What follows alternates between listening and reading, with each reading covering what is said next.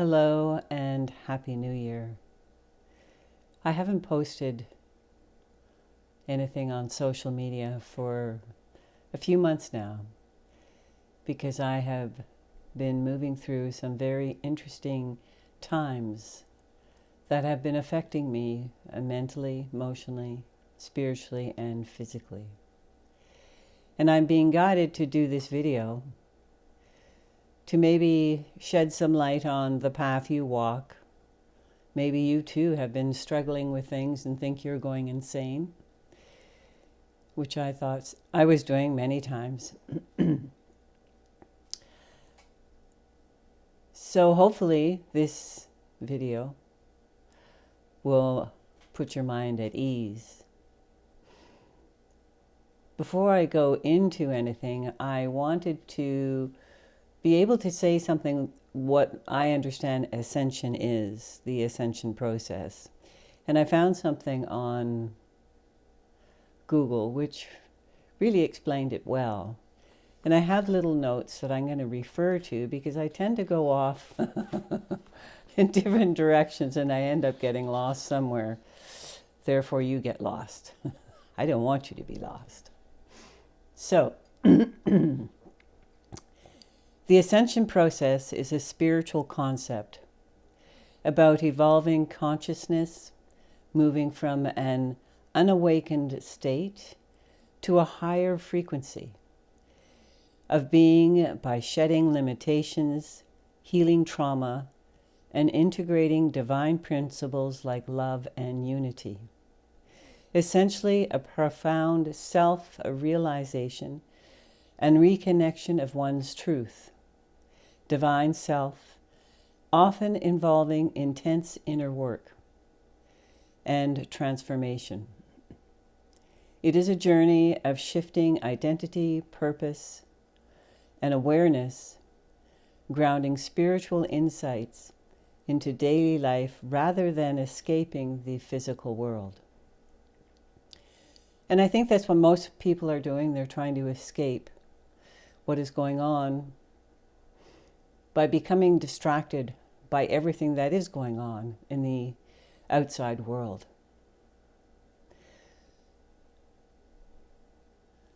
So, how has the Ascension Process been affecting me? I have my notes.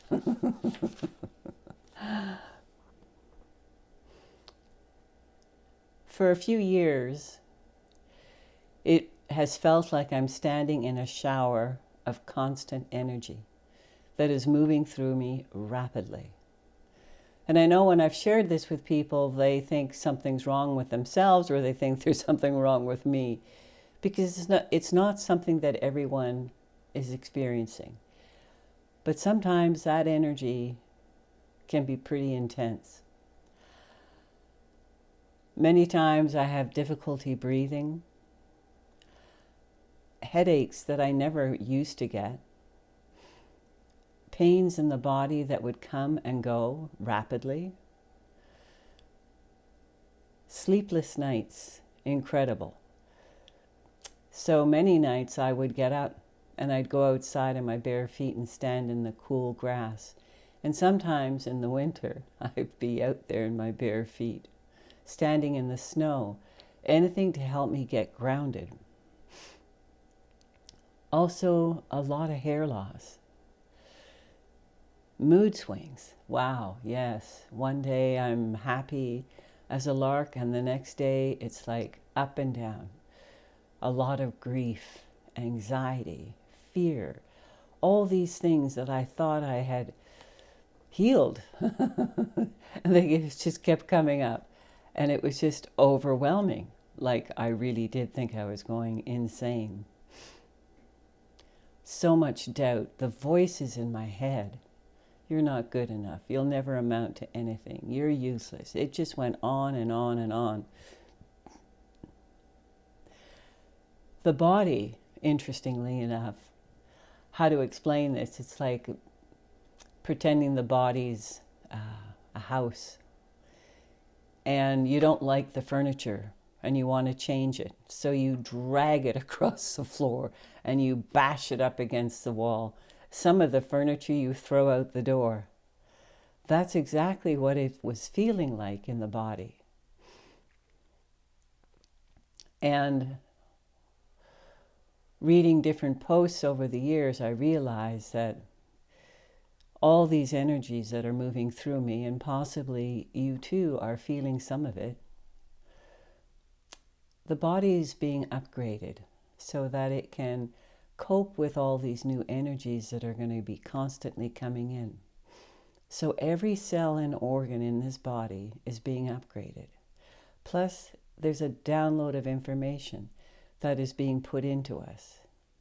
Information we don't even know that's there until we need it. So it's just, there is a purpose to everything. It's trying to figure out what it is. And sometimes it's really not important at all. Through this whole process, the last few years, someone had suggested that I needed to start to have a communication with the body. And I went, what? But you know, it's from working with so many different clients, how many people just don't even see their body as any importance. But it is a vessel. It is what is going to get us through this life. I mean, that's if you want to be on the planet. So I started communicating with the body, and I think the first time I ever said hello to the body, this tingling sensation went through the whole body, and I was very surprised. So, yeah, I started talking with the body, and every night I would thank the body for being strong and helping me to be healthy. And yeah, like the body is me and I am the body. And I respect the body. So I changed the way I eat. I started to be more vigorous in maintaining some type of physical activity. But I always went back to the body to see if this is what the body wanted. Even when I was having a lot of body pain, I would check in with the body saying, do you need this? Do I need to take ibuprofen? Do I need to consume that? And the body would tell me. So it's very important that you take the time to build that communication up with the body. It's like making your body your best friend. And through the rest of this process that I have been experiencing, it has served me well. So in September, I was told that I had a tumor in my left kidney. That is what I called pulling the rug from underneath my feet. I couldn't believe it. Here I have been eating properly, exercising, and now I'm being told I have this tumor. The voices in my head went crazy. The emotions, they were so up and down, and many days of crying and feeling like I had no control anymore, that I just kind of gave up and realized what I was doing. I was playing this role of the victim. Woe is me. And then I had to step out of that role and become the witness. Because you see, it's witnessing what the body is going through and doing whatever it is I can to support the body. So when I went back into the witnessing stage, I began to feel more in control. And I then started to look at, well, everything has a purpose that happens to me. And I had to figure out what that was. What is it I needed to discover that was underneath of this all, underneath of this tumor? So for 10 days, I sat in this soup. It was not comfortable. And then I found out that it was benign. So I cried. I cried before and I cried after. I went, oh my gosh. And also through the CAT scan, it said I had severe emphysema. that I was not comfortable with, but I did notice that my breathing was becoming more strained. And the doctor had given me a puffer, which I was avoiding not to use, because I didn't want the body to become reliant on it. And then I just also realized I needed to bless everything that was going into the body. And I had to look at anything that was going into the body as medicine. Therefore, the body would accept it a lot more easily than saying, oh, I have to take this drug, it's going to kill me, it's going to whatever. Because the body hears everything. So saying that this is medicine, the body is more relaxed and can process whatever it needs to process to help the body. Then with the emphysema, it was like one day I'm able to walk up hilly roads, mountains, and the next day walking across the room was impossible. It was scary. It really was scary because now again, I feel like my life is not in my control. And I started to try to control the breathing. So I was back into this victim mode, saying, what is severe emphysema? I don't understand. What is going on with the body? Why is this happening to me? And through this all, I'm coping with all these energies that are moving all this furniture around within me, that it was too much. It was like, okay, I'm really not having fun anymore. And there were many times at night I would cry and I'd say to God, this is no fun. I didn't sign up for this. Or I missed that fine print that I didn't read. And I'd just say, you know what? I'm ready to go. And if I wake up in the morning, well, then I have to look at it differently. And then I'd wake up the next morning and say, damn, I'm still here. Yes, I have had to use a lot of humor through this because I'm living alone and coping with all this on my own. So back to the lungs. Beginning of December, I was told that I didn't have severe emphysema, that I had something else that was not curable. Seems like the tumors that was in the kidneys is riddled through the lungs, and it's very rare. So again, I'm back into the victim mode. Like, what on earth is going on? I mean, seriously. So I started to realize a few things. And thankfully, through Thomas Hubel's teachings and courses that I have been taking with him, everything in the body has been stored there. Stored in the nervous system, and a lot of it is ancestral. And what happens is then it gets stored into the body.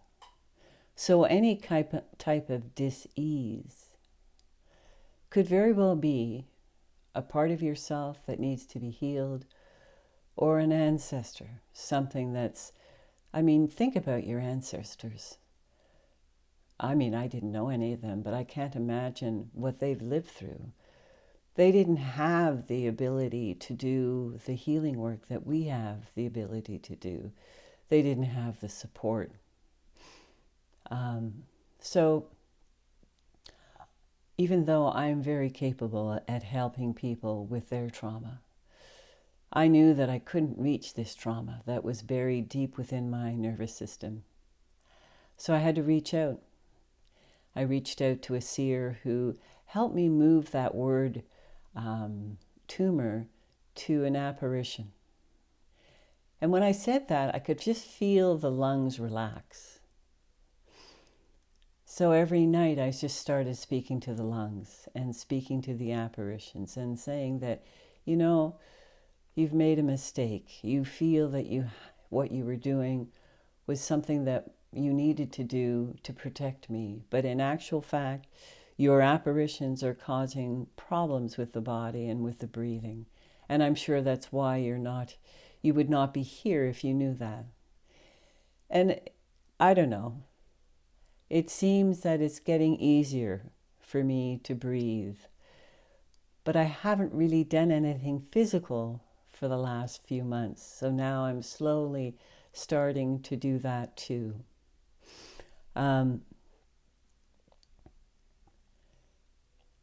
Just checking with my notes. So moving through this ascension process is bringing up a lot of stuff that's been buried in the body, buried in the nervous system. Because as we move into a new phase of this planet, we need to move into that as clear as possible. So this is what the body is doing. It's clearing out a lot of stuff. The biggest difference for me now is that I have a deeper connection with the body, a deeper connection with the divinity that's within me. And the realization now that I am more in control of my life. Instead of being controlled. I never saw doctors. I never went to hospitals. But I can tell you the last 3 months I've made up for my whole year, 72 years on this planet. And it's not to say that the medical industry you need to stay away from. No. The body does need healing. But there's also a different level of healing. And that is healing the parts of you and the ancestors that are buried in your nervous system. And a lot of times, we do not have the ability to do that work on our own. So, working with a seer, and now also I'm working with a trauma therapist to get into the trauma. And it's not about trying to figure out what it is. It's just finding it and acknowledging it. The healing process is so much simpler now. It's not as complicated as people led us to believe. But I also had to realize that I can't do it on my own. And then the communication with the body, asking the body, do you need this medication?